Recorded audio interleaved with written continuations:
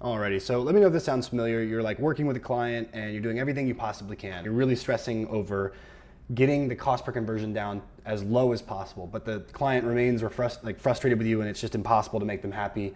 It's probably because you're not focused on the main metric that matters and the one that really matters in your client's hearts, and that's profit and ROAS, right? My name is Mason DuPree. If you've never seen this channel before, I've basically made this as a way to document my journey as I'm growing my own business as a young 24-year-old figuring it out. At the same time, sharing my lessons, the things that I've done right and the things that I've done wrong to help you guys along in whatever journey you're on, whether you're building a social media marketing agency or whatever it is. This content definitely heavily relies on the marketing side of things, and I really enjoy that. And so that's kind of what I want to talk about today was attribution, which is a common problem that a lot of agencies run into. Now, I think from my personal experience, one thing I did right from the beginning when I was running my own social media marketing agency was that I niched down. And so every client that I had similar problems. But I do run into some agency owners, and there's one that I'm working with right now, and I'm not picking on them, but it's an important topic, so it's attribution. And I think, like I said, where that problem usually sneaks itself into businesses is a social media marketing agency will work with all kinds of clients, whether that be e-commerce or lead gen, and then they end up not realizing that lead gen is a bit different in terms of the way they report ROAS, and so they end up in this race to the bottom when it comes to cost per lead, which is a very reasonable thought. Yeah, if I could get the cost per lead down to $1, there's no way they wouldn't make money, of course, but sometimes that doesn't always lead to the highest quality traffic. And so then you actually have problems in the back end where you can't really convert that traffic into real deals, real revenue, real ROAS.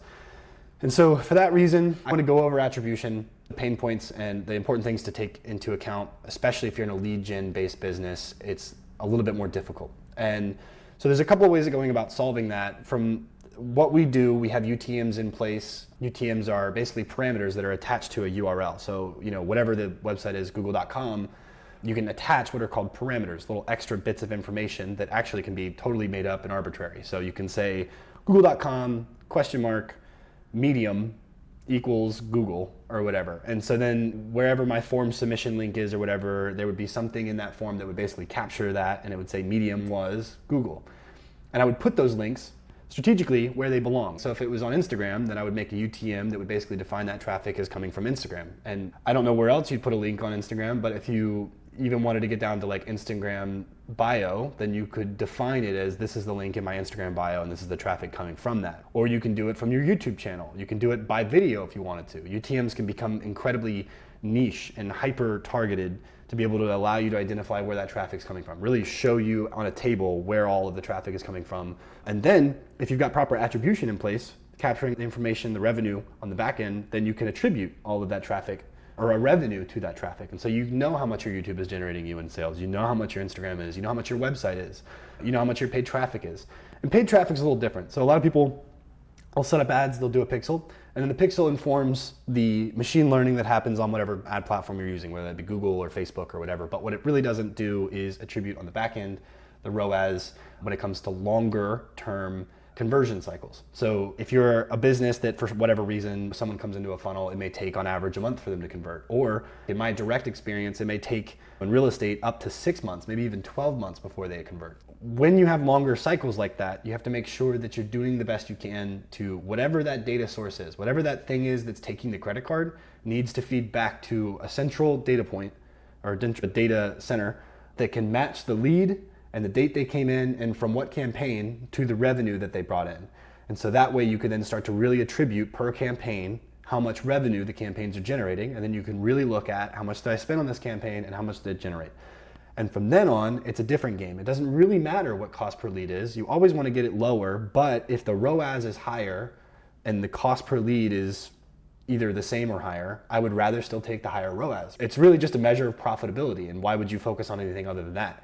And to go back to these long cycles, it's really important that you're not 12 months or 18 months down the road when people start to convert that you are attributing, because you're too late, right? Like you need to have that stuff in place day one. Whenever I'm telling people about building a landing page or whatever it is, if they're gonna put paid traffic behind a landing page of any kind, they need to make sure that they have their attribution in place day one, just to make sure that they have a full understanding of where the traffic's coming from and how much they're generating.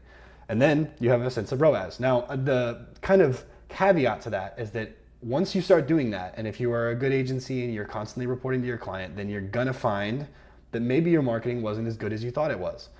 maybe you're going to be a little frustrated with the fact that you spent so much time trying to get to the bottom of lead costs and then realizing, oh man, ROAS was so much higher here. And it does feel better to make your client more money. So at the end of the day, while it does hurt and while you feel a little bit naked, exposed to your client, and your marketing is really shining, really showing the real efficacy of your marketing, it's important that you actually play on hard mode and learn how to build effective marketing campaigns so that you can make great decisions based on ROAS to help your client make more money. And then in turn, you'll make more money. And it'll also be easier to convince them to spend more on budgets, which will then drive them more revenue, because we know oftentimes they lose out on a lot of business because they're just not spending enough. But that's hard to do when you don't know what the return would probably be, because you don't know what ROAS is. That's a huge appeal I have on attribution, making sure that you have that in place, especially if you're a long-term, it's not really relevant for e-commerce, but if you've got a long purchase cycle, whether it be a week, a month, 6 months, you need to make sure that you have that in place. And also, quick note, make it stupid easy if you can. So again, there's this constant challenge between an advertising agency and the businesses they work with and the level of integration that they want to have with each other. Because usually it's not each other's fault. It's not the business's fault. They don't know that they need to really be focusing on attribution. It's really the agency who needs to be suggesting that. But it's not always easy for the agency to have the ability to directly pour it into the revenue and the back-end closing systems. And so they have to work together. And especially with newer clients, it could be hard for them to actually approach that level of integration and kind of marry themselves to you, because they've built all these integrations and things like that can chat. But if you've got a good client who, trusts you and you think that they're just at the end of it, but you really want to continue to find a way to improve results for them, really put a big emphasis on integrating a little bit better, making sure that their systems are talking, so that not only are you working to reduce cost per lead on your end, which was the only thing you could have done prior because you don't know any better, you can continue to focus on that, but at the same time, look at the revenue coming from the back end and make informed decisions about which campaigns should be getting more budget. And that way you're going to get more profitable campaigns, and your client's going to be happier. So yeah, again, that integration can be hard, but that's something you really got to stress with your client. For me, when I was doing it as a SaaS service, SMMA or whatever, I had actually really niched down to a particular client, and they were heavily reliant on a CRM. It was real estate, so it was a nurturing process. And so for that reason, I already had a database that was capturing the leads that were coming in as they came in, and were noting which campaigns they came from. And so I could always break that information out. Little caveat there, in terms of real estate, the volume in terms of leads is actually pretty low. If let's say there's 6-month time windows between their converting, but you're on average generating 10, 15 leads a month, there's not a whole lot of data to sift through to figure out who made what and where campaign they came from.